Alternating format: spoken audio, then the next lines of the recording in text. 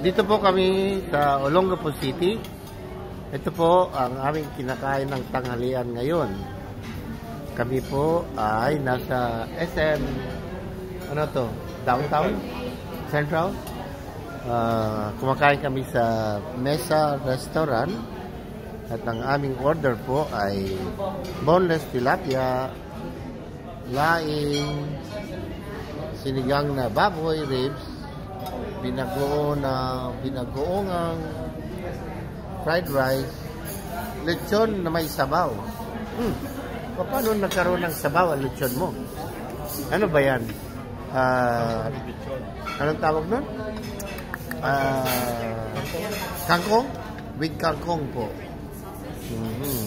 Ang aming pong fried rice ay may mango.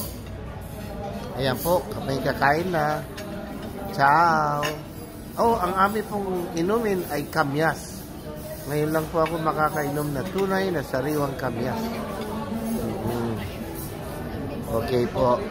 Mga kasama ko po ay mga kamag-anak at kaibigan ng taga-Iba, Zambales. Galing kami ng Clark Airport. Papunta kami ng Iba. Okay po. Bye-bye.